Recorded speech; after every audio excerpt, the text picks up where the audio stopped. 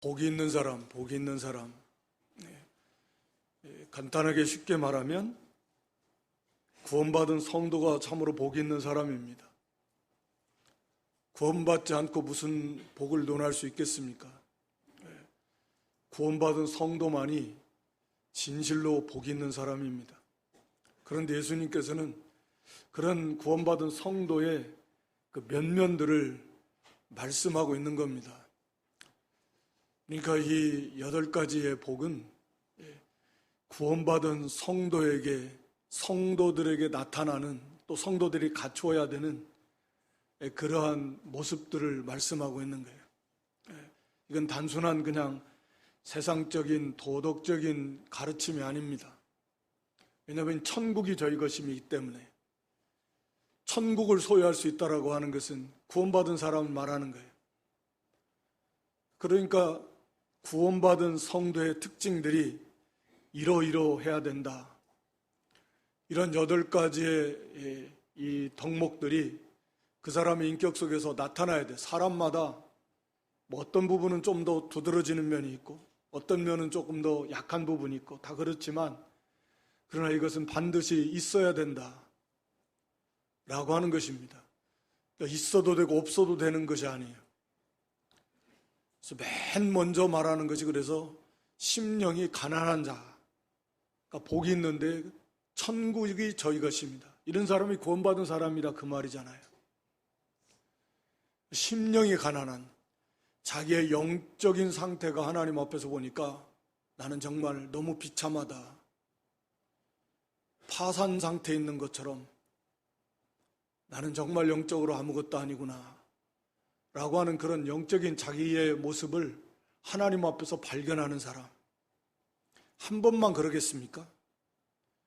수시로 하나님 앞에서 자신을 볼 때에는, 자기의 영적인 모습을 볼 때 너무나 형편이 없는, 너무나 부족한, 정말 아무것도 아닌 그런 모습들을 발견하게 된다라고 하는 거죠. 그게 심령이 가난한 자, 구원받은 성도의 모습이기도 합니다. 난 괜찮은데 문제가 있는 거예요. 그런 사람은 사실은 애통할 수밖에 없고, 왜 이 모양 욕거린가? 나는 왜 이렇게 만들어지지 못했나? 나 이렇게 시간이 오래됐는데도 나는 이거밖에 안 되나? 뭐 했나 그동안? 그런 생각 들고, 자기의 한없는 부족함,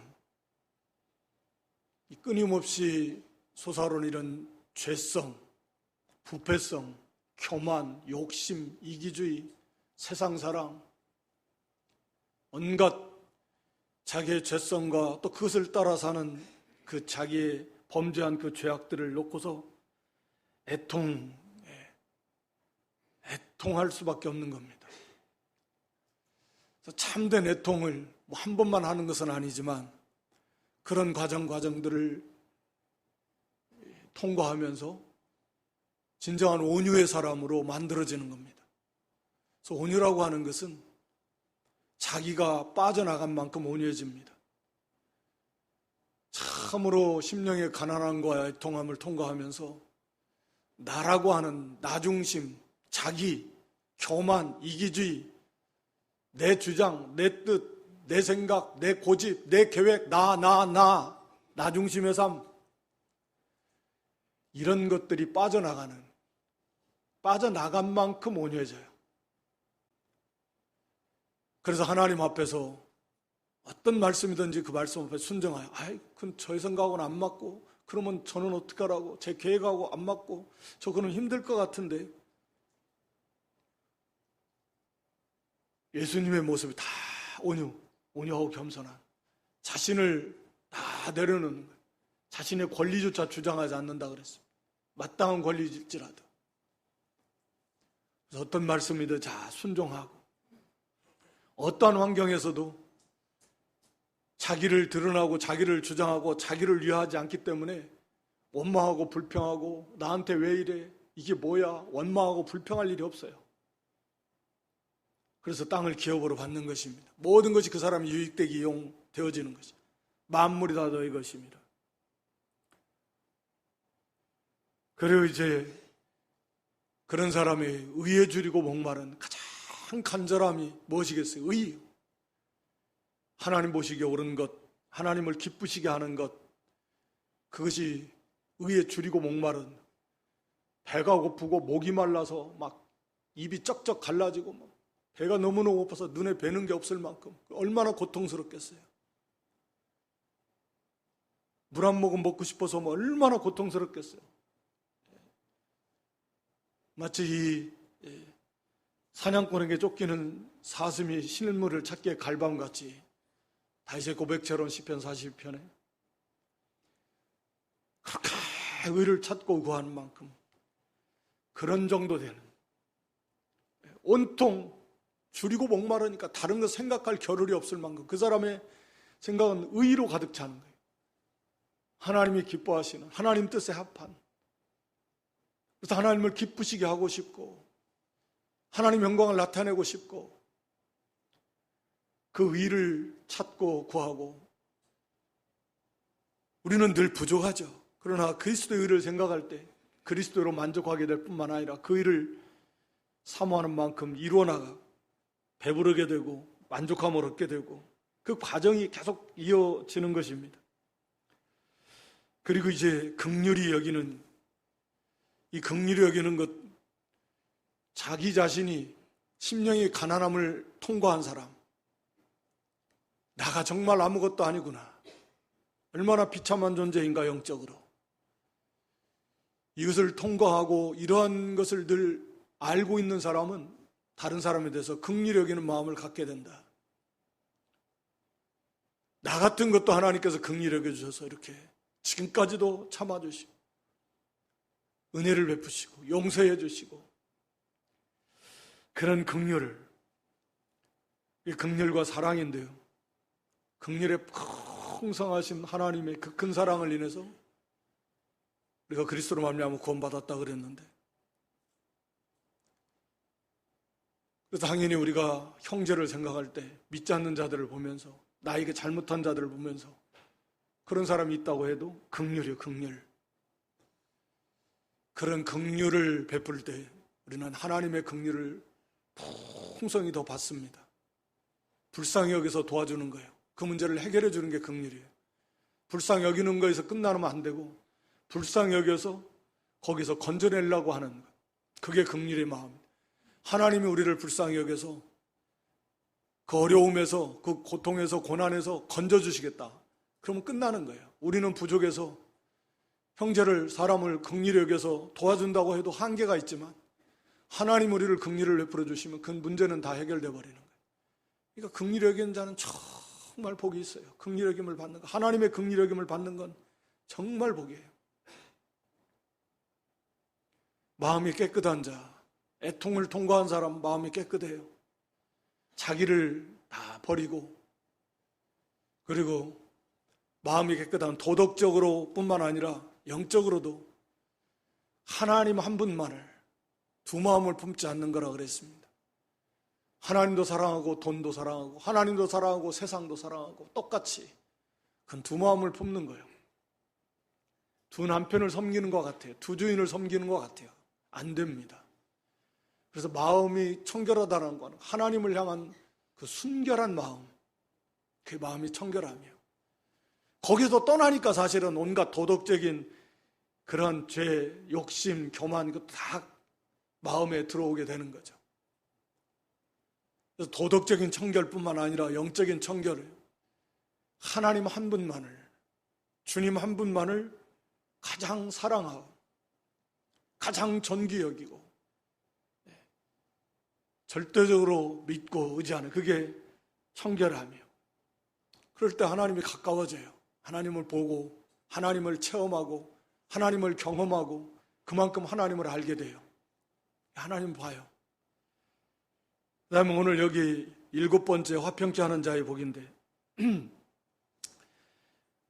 이 온유한 자, 자기를 다 깨트려 나간 온유한 사람, 이 화평과 이게 다 매칭이 되는데, 사실은 전체 다 연관이 다 사실은 있지만 이 온유한 사람은, 화평이라고 하는 것은 뭐 말 그대로 문자적인 의미는 화목하고 평안하다, 사람과의 관계, 또 안전하고 평화가 넘친다. 우리가 흔히 말하는 샬롬, 이 화평을 말하는 거거든요.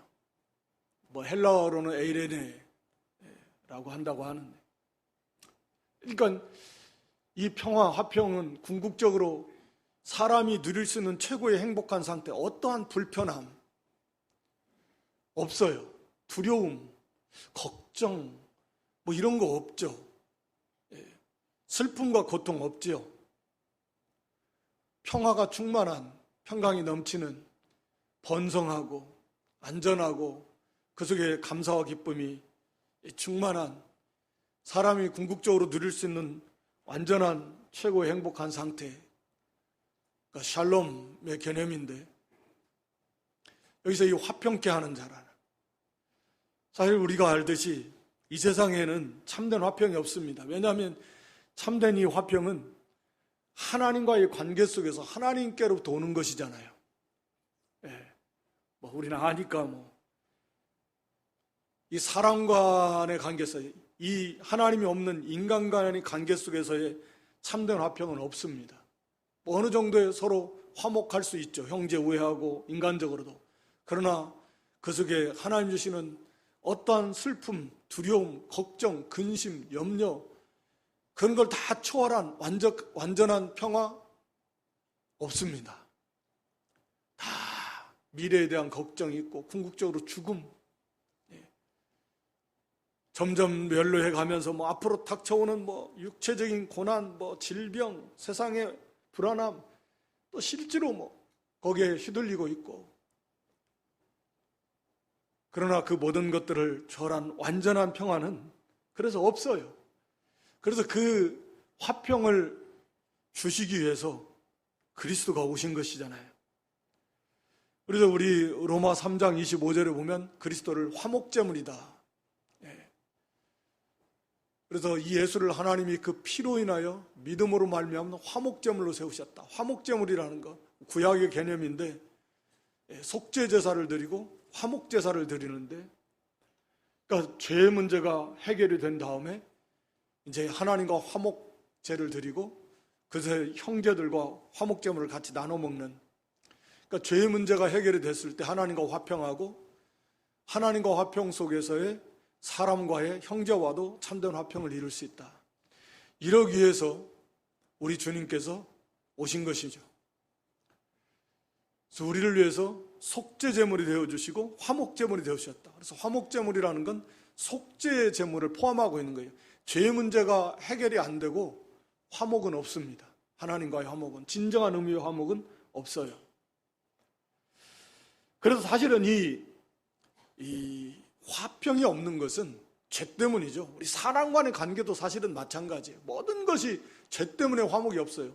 쉽게 말하면 화평이 왜 없냐? 다 자기중심적이니까 사람 간에 믿지 않는 사람일지라도 마찬가지예요. 다 자기중심적이에요. 자기 욕심이 있고 또 이기주의가 있고 교만이 있고 자기 생각 고집이 있어요. 화평이 안 이루어져요. 다 달라요. 두 사람만 모여도 뜻이 달라. 자기를 위하고 안 돼요. 화평할 수가 없습니다. 사실은 이 세상도 이 죄 때문에 고통이 모든 일들이 다 일어나고 있고 사람과의 관계 속에서 다 그런 거죠. 그러니까 이 화평은 궁극적으로 그리스도 안에서 하나님과의 관계 속에서 누리는 그런 화평인 것이죠. 그래서 여기 화평케 한다라고 하는 것은, 화평케 한다라는 것은 쉽게 말하면 우리도 예수님을 닮아가는 사람이다. 이게 쉬운 게 아니에요. 예수님이 우리를, 하나님과 우리를 화평케 했습니다. 그래서 여기 화평케 하는 사람은 하나님의 아들이라 일컬음을 받는다라는 거예요. 화평케 한다라는 거, 화평을 만들어간다, 화평을 이룬다, 화평이 없는 것에 화평을 세워나간다. 이런 거잖아요. 화평케 하는 사람이니까. 예수님께서 화평이 없는 우리를 이 땅에 오셔서 하나님과 우리 사이에 화평을 이루어 놓으신 거잖아요. 화목점을 되어주심으로. 그러니까 이 화평케 한다라는 것은 바로 예수님을 닮아가는 것이다. 예수님을 닮아가지 않고 화평케 할 수 있겠는가요? 안 되는 거죠. 화평케 하는 사람은 반대로 예수님을 닮아간다. 그렇게 말할 수 있겠죠. 그러니까 예수님을 닮아가는, 화평케 한다라는 것은 우리가 예수님이 자기를 위하지 않아요.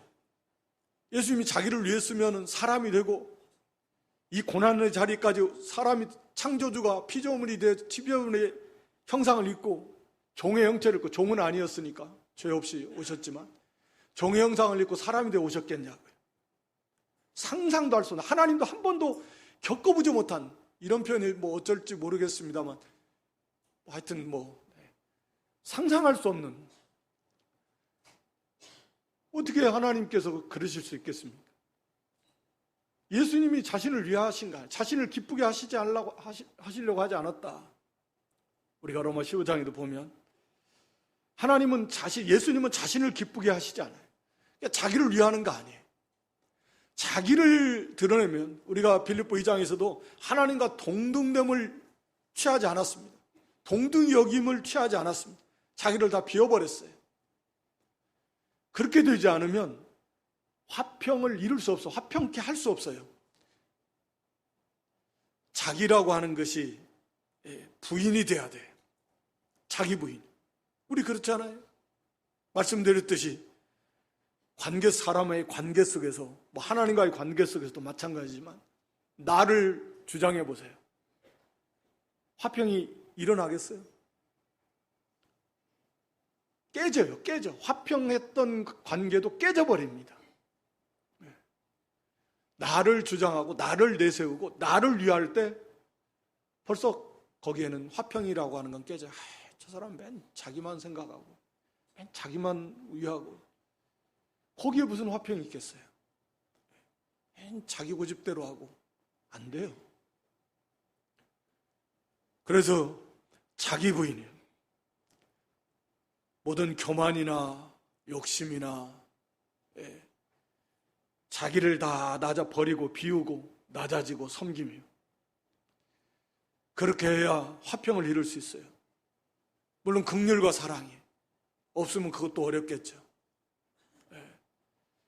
그래서 어떻게 해서든지 화평을 이루어서 우리 믿지 않는 자에게는 궁극적으로 저 사람을 예수 믿게 해서 참된 화평의 세계로 인도하려고 하는, 고린도후서 5장 18, 19절에 보면 우리를 화목케 하는 직책을 우리에게 주셨다. 그리스도로 말미암아 우리를 자기와 화목하게 하시고 우리에게 화목케 하는 직책을 주셨으니. 그래서 19절에도 하나님 우리를 통해서 하나님과 세상 만물 모든 사람들이 화목해 가시려고, 그래서 화목케 하는 말씀, 복음을 우리에게 주셨어요. 그래서 우리가 화목케 하는, 먼저는 그 사람과 화평을 이루면서 궁극적으로 믿지 않는 자들에게는 복음을 전해서, 복음을 전할 수 기회도 갖지 못하고 싫어하고 멀리하고 화평을 이루지 못한다면, 화목을 이루지 못한다면 사람 간의 관계 속에서조차 어떻게 복음을 효과적으로 전하고 그게 효력을 발휘할 수 있겠습니까? 그래서 자기를 좀 죽여야 돼요. 자기를 부인해야 돼요. 성도 간의 관계 속에서도 마찬가지예요.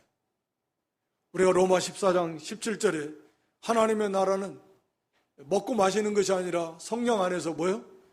의와 평강과 희락이라. 이 평강, 화평, 이게 하나님 나라의 모습이라는 거죠. 이게 이렇게 하나님의 나라를 세우는 사람이 그리스도께도 하나님께도 사람에게도 칭찬을 받는다 그랬어요. 이게 하나님의 나라를 세워나가는 거예요. 의와 평강은 뗄 수 없고요. 불의를 행하는데 평강이 있을 수 없고요. 그 평강 속에 희락이 있습니다. 의의를 행하고 그 가운데 평강이 있고 기쁨이 있는데, 하여튼 이 하나님의 나라가 이 평강의 세계예요. 평강을 이루는 사람, 화평을 이루는 사람, 성령 안에서, 성령의 은혜 속에서 구원받은 성도가 예수님처럼 자기를 다 부인하고 자기를 내세우는 순간 화평은 깨진다. 그만큼 성숙한 사람이에요. 자기를 부인하고 자기를 위하지도 않고 자기를 낮추면서, 그러면서 화평을 이루어는, 덕을 세우는, 하나님의 나라를 세워나간다 그랬잖아요. 덕을 세운다는 건 건물을 세우는 것처럼 교회 신앙을, 그 형제의 신앙을 세워주는 거예요. 그래서 말하는 것도 우리가 화평을 이루어 나가려면, 우리 야고보 1장 19절에 보면은 듣는 것은 속히하고 더디할 것이 있는데 말하는 것도 더디하고 성내는 것도 더디해야 된다. 들어주는 것은 잘 들어주고, 하나님 말씀을 듣는 것도 속속히 들어야 되고, 말할 때는 항상 이게 옳은 말인가, 진리에 합당한가도 그렇고, 사람 간의 관계 속에서도 이건 대원칙이에요. 상대방의 말은 잘 들어주고 말할 때는 항상 더디해서 이게 유익이 있나? 성도에게, 교회의 신앙이 하나님께 모든 면에서 또 이 경우에 합당한가? 이런 훈련, 이 경건이라. 그 26절에 가서 보면 경건에 대해서 말씀합니다. 야고보 1장 26절에 혀에 재갈 먹이지 않는 것은 그건 경건이 아니에요. 말을 절제하지 못하면서 자기가 스스로 경건하다고 생각하는 사람은 스스로 속이는 사람, 스스로 속는 사람이라는 거죠. 그러니까 이건 뭐 말할 필요 없이 중요해요. 실제 행동도 정말 중요하지만 가장 빈번하게 많이 일어나는 게 말이잖아요. 말. 사람과의 관계를 맨 먼저 맞을 때 물론 말 없이 먼저 뭐부터 쑥 주는 사람도 있을 수 있지만 뭐 말이에요. 같이 뭐 인사부터 한다든지 표정부터 해서 말. 이 말이라고 하는 건 뭐 너무 쉽기도 하고 중요하기도 하고 많이 친숙하기도 한데요. 너무 중요하다. 그래서 이 어떻게 말을 하느냐, 그 전에 그 중심에서부터가 중요하지만 화평을 이루어 나가는. 그래서 언제나 화평을 잘 이루어서 온유하고 겸손한, 자기를 다 부인하면서 덕을 세우면서 유익한 말을 해주고, 듣기 좋은 말만 하라는 것은 아니지만 경우에 합당한 말을 해주고, 그래서 이 화평을 이루어 나가는 사람, 이게 하나님의 나라를 세워나가는 사람이고, 이게 하나님의 아들이라 일컬음 받는다 그랬으니까 예수님을 닮아나가는 사람, 이건 하나님의 아들, 하나님의 아들이다. 그러니까 하나님 아버지를 닮아간다. 예수님 닮아가고 아버지를 닮아가고 하나님의 자녀인 것이 너무나 분명하고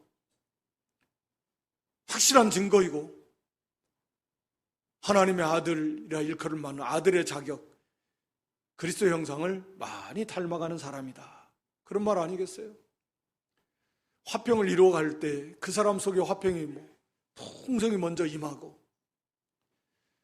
그래서 화평케 하는 사람, 그 사람이 있음으로 인해서 거기에 하나님의 나라가 세워져 가는 거, 화평을 이루니까. 그전에는 물론 우리 자신이 그렇게 되려면 하나님과의 관계 속에서 언제나 화평을 이루어 나가요. 내 속이 시끄러운데 내 속이 막 그냥 이 울퉁불퉁하고 마음에 평안이 없고 쉽지가 않겠죠. 그래서 우리가 하나님과의 관계 속에서 참된 화평을 회복하고, 가로막는 건 죄예요. 이제 뭐 오후 시간에도 우리가 살펴보겠지만 하나님과 우리는 화평을 누리자, 또 누리고 있다. 우리가 하나님과의 관계를 막는 것은 언제나 우리의 죄의 문제예요. 그 죄의 문제를 회개하고 또 하나님과의 화평의 관계를 누리고 의를 이루어 나갈수록 사실은 더 화평이 더 충만하게 되는데, 그런 하나님과의 그 화평의 관계 속에서 형제와의 화평을 이루고 믿지 않는 자라고 할지라도 우리가 로마 12장에서도 할 수만 있으면 모든 사람과 평화하라. 할 수 있으면, 할 수 없는 경우도 있을 수 있어요. 왜냐하면 내가 최선을 다해서 우리가 화평을 이루어 간다고 해도 안 되는 경우들도 있으니까. 그래서 그냥 무조건 이것은 맞춰주라는 게 아니고, 우리가 언제나 예수님의 마음을 품고 자기를 드러내지 않으면서, 자기를 주장하지 않으면서, 그러면서 덕이 되는 말을 하고 도움을 주고 유익을 주고 다 좋아하죠. 그 사람을 위해서도 물론 기도해주고, 그렇게 해서 화평을 이루어 나가라. 복음을 전해주고, 이게 화평케 하는 사람, 예수님을 닮아가는 사람, 이 하나님의 나라예요. 그러니까 이 자기 부인이 사실은 어려운데, 일생 제일 큰 원수 사실은 자기죠. 자기 속에 있는 이 죄성, 부패성, 이 욕심 버리지 못하고, 교만 버리지 못하고, 이기주의를 버리지 못하고, 이 자기라고 하는 것, 그러나 얼마나 그것을 많이 쳐서 복종시키고 날마다의 싸움에서 그걸 제어하면서, 그러면서 화평을 이루어 나가는, 그래서 가정에서부터 또 교회에서부터 하나님의 나라니까 또 믿지 않는 이웃과의 관계 속에서도 그렇게 해서 화목케 하는 직책으로 화평을 이루어 나가는 사람, 이게 하나님의 아들의 참된 모습이다 라고 하는 거죠. 그리고 마지막 8번째는 우리가 의를 위하여 핍박을 받는 자, 우리가 4번째 복에서 의에 줄이고 목마른 사람, 그 의 같은 의인데 그 의를 위해서 핍박을 받는 자는 복이 있다. 앞에서는 화평케 한다 그랬는데 이제 8번째는 의를 위해서 핍박을 받는 자는 복이 있다 라고 말씀합니다. 우리가 잘 아는 거지만 하나님의 그 나라에 들어가려면 환난을 많이 겪어야 된다. 우리 사도행전 14장 22절에 보면 그렇게 말해요. 우리가 하나님 나라에 들어가려면 환난을 많이 겪어야 된다. 우리의 걸어가는 길이 이 세상과 맞지 않으니까 그래요. 디모데후서 3장 12절에도 그리스도 예수 안에서 경건하게 살고자 하면 핍박을 받아요. 그러니까 이게 어쩔 수 없어요. 우리 예수님께서 친히 요한복음 15장 18절 19절에도 말씀하고 계시는데, 세상이 너희를 미워하면 너희보다 먼저 나를 미워한 줄을 알아라. 너희가 세상에 속했으면 세상이 너희를 안 미워할 거야. 근데 너희는 세상에 속한 자가 아니고 나에게 속한 자이다. 나의 택함을 입었다. 그래서 세상이 너희를 미워한다.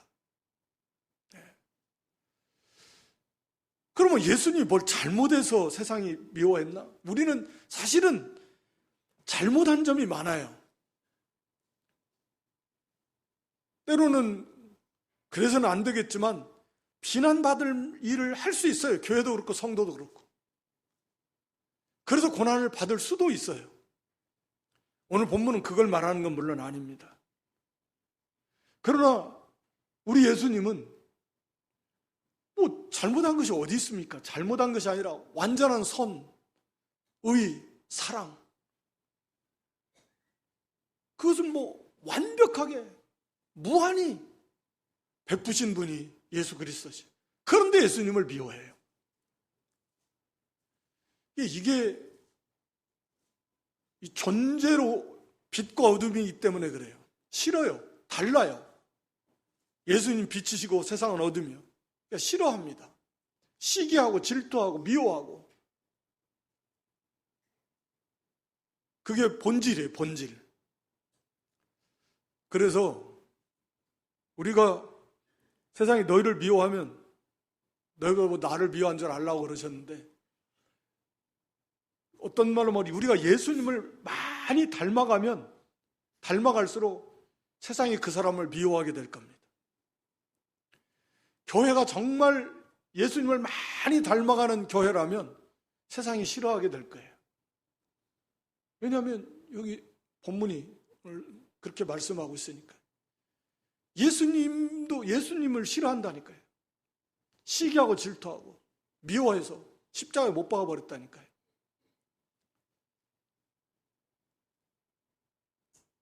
빛을 비추니까 싫어해요. 시기합니다. 너무 거룩하니까 싫어해요. 그렇지 못하니까 자기들은 경건한 거 싫어합니다. 그렇지 못하니까, 너무 다르니까.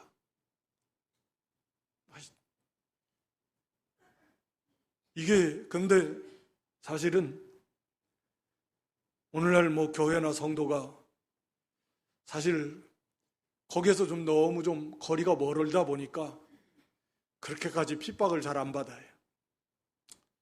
세상인지 교회인지 잘 구분이 안 가는 경우도 있고, 성도인지 세상 사람들이 구분이 안 가는 경우도 있으니까 뭐 그렇게 세상이 미워할 일이 없는 거예요. 비슷해 보이거든요. 슬픈 일이죠. 성경은 분명히 예수님을 미워하고, 우리가 예수님에 속한 예수님의 제자를 하나님의 백성 세상이 미워할 것이라 하는데, 그러니까 빛을 비추니까 어둠이 싫어하는 거예요. 선을 행하니까 싫어하는 거예요. 그러지 못하니까.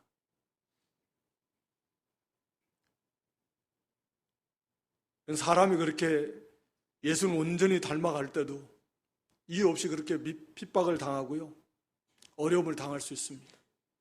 구체적으로 우리가 믿음을 쉽게 말하면 믿음을 지키면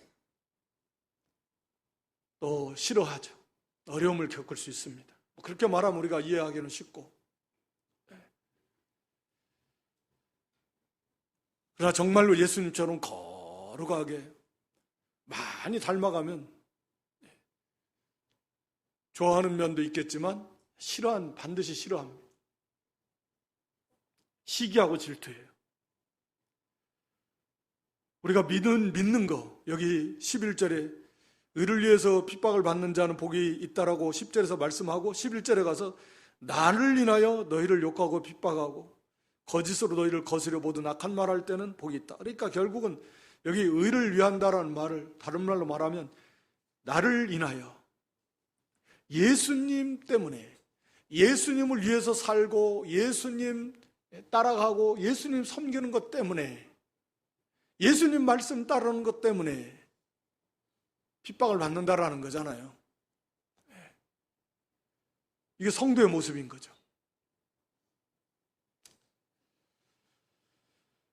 그래서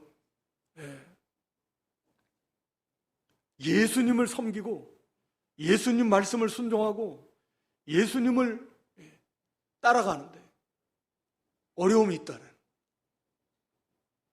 우리 그 마태 10장 34절로 39절에 보면 예수님께서 내가 세상에 평화를 주려고 온 것이 아니다, 화평을 주러 온 것이 아니다, 좀 이게 무슨 말씀이야? 이렇게 하지만 검을 주러 왔다. 검은 분쟁, 싸움. 그래서 35절 6절에 내가 온 것은 사람이 그 아비와 딸, 아비와 아들, 딸과 엄마, 며느리와 시어미, 가장 가까운 집안에서부터, 자기 집안 식구가 원수라 그래, 여기서부터 분란이 일어난다라는 거예요. 그러면서 37절에 아비나 어미를 나보다 더 사랑하는 자는 내게 합당치 않고 아들이나 딸을 나보다 더 사랑하는 자도 내게 합당치 않다. 이러니까 싫어하는 거예요. 아니, 아버지나 어머니나 아내나 딸이나 자식이, 아들이나 보다도 더 예수님을 더 사랑하고 더 따라간다니까 다 싫어하는 게 집안에서부터. 그래서 거기서부터 분란이 일어난다는, 모든 삶에 있어서 그래요. 최우선이 하나님, 최우선이 예수님이다 보니까 그걸 싫어해요.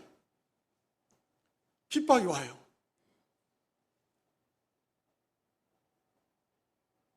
예수님보다 더 사랑하는 게 없으니. 직장 생활하는 것도 마찬가지고.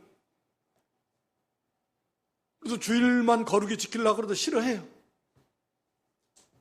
뭐 요즘이야 좀 그렇지만 예전에도 토요일날 근무가 있었을 때도 뭐처럼 한번 뭐 단합대, 주일날 어디 단합대 할 경우들이 많았거든요.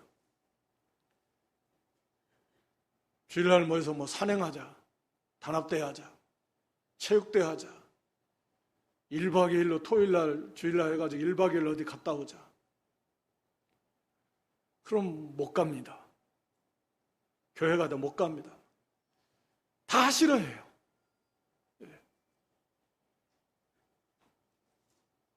그러니까 믿음을 왜 모든 것들이 최우선이 하나님이고 최우선이 예수 그리스도시, 최우선이 믿음 지키는 일이니까 싫어합니다. 삶의 모든 면에서 다 그래요. 그래도 우리가 이를 인해서 핍박을 받는 사람은 큰 복이 있는 사람이다. 천국이 저희 것임이라는 건 구원받은 하나님 백성이 분명하고,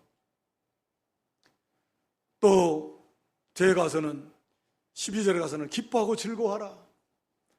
이 비슷한 말씀이지만 기뻐하라. 기쁨이 막 넘치는, 즐거워하라는 말은 기쁨을 어떻게 주체할 수 없어가지고 그만큼 즐거워하라는. 왜? 너희의 상이 크니까 하늘에서. 결국 우리 성도는 여기 천국이 너희 것이고 너희 상이 천국에서 하늘에서 크다. 우리의 이 바라보는 것은 항상 하나님의 나라지 이 세상이 아니라는 거죠. 천국이 너희 것이고 천국에서 상이 큼이고, 우리 성도는 우리의 이 눈을 하늘을 바라보고 하나님의 나라를 바라보는 거지, 이 세상을 바라보고 그걸 소망 삼고 그걸 목표로 삼는 가는 게 아니다. 천국에서 정말 천국의 상이 크다 막 기쁩니까? 난 천국의 상은 그때 가서 가봐야 알고, 난 이 세상에서 상 좀 크게 받았으면 좋겠는데. 그러니까 이게 이 8가지 덕목을 말씀하면서 이게 우리의 성도된 모습들, 가장 기본이면서도 정말 중요한 이것을 점검하게 하고 돌아보게 하는 거예요. 이런 모습들이 우리에게 있나, 나에게 있나, 그리고 정말 이것을 복으로 여기는가. 그래서 이런 복을 더 받기를 사모하고 아침내 이것을 이루어가고 막 의에 줄이고 목마르고 이것을 사모하면서 가는가 라고 하는 거죠. 여기 12절에는 선지자, 구약의 선지자들, 시대에 한두 사람, 몇 사람 세울 만큼 정말 특별한 사람들이고 위대한 사람들이 선지자입니다. 아무나 되는 거 아니에요. 그 시대에 하나님이 없는 시대도 있었고, 하나님이 한두 사람 세워서 하나님 말씀을 받아서 가르치는 정말 위대한 그런 선지자들이, 대부분 다 고난받았는데 선지자들이, 그런 선지자들과 같은, 그렇게 인정해주고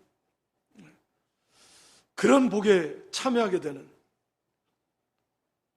우리가 의를 행하다가 고난받고 믿음 지키다가 고난받고 어려움 당하면 하늘의 선지자와 같은, 선지자들이 하나님 섬기듯이 우리는 예수님이 하나님이시라는 건데, 예수님 섬기다가 고난받고 예수님 따르다가 고난받으면 그와 같은 자격을 이루는 것이고 그와 같은 영광과 상급을 받게 될 것이다. 이건 상상도 할 수 없는, 하나님 나라가 말로 다 할 수 없는 영광스러운 기업이지만 그 안에서 누리는 그 하나님 주시는 상, 그건 당연히 행한 대로 갚으시는 하나님이에요. 수고 많이 했고 고난 많이 받았으면 하나님 거기에 따른 그런 풍성한 상을 주시는데 이 땅에서도 상을 받으면 얼마나 좋겠어요. 하물며 그 잠깐 지나가는 거, 없어지는 거. 하나님 나라에서 하나님 주시는 이 상은 상상도 할 수 없는 영원한, 썩지 않고 더럽지 않고 쇠하지 않는다는. 그래서 예수님께서도 기뻐하고 즐거워하라. 기쁨을 주체할 수 없을 만큼 그렇게 즐거워하라는 거예요. 하늘에서 너희의 받는 상이 크다는. 얼마나 복되면 우리 주님께서 그렇게 말씀하셨겠습니까? 구약의 선지자들이 받는 그 상, 거기에 동참하게 된다라는 거죠. 우리가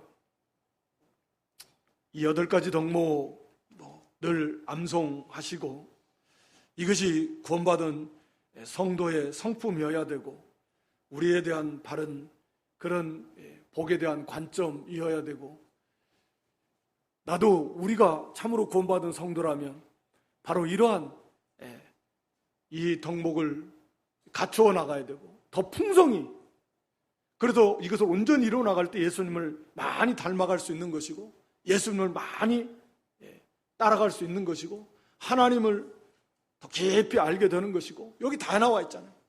하늘의 상급이 더 크게 되는 것이고 하나님의 나라를 아름답게 세워나가는 것입니다. 그래서 우리가 지식적으로만 이것을 암송하는 게 아니라 하나하나가 정말 우리가 일생 동안 다 연결이 되어 있고 힘쓰고 애써서 이 덕목을 잘 이루어나가는, 그래서 진정 이미 복을 받은 성도지만 더 풍성히 복이 있는, 복을 받아. 그래서 예수님을 많이 닮아가고 예수님과 동행하고 하나님을 깊이 알게 되고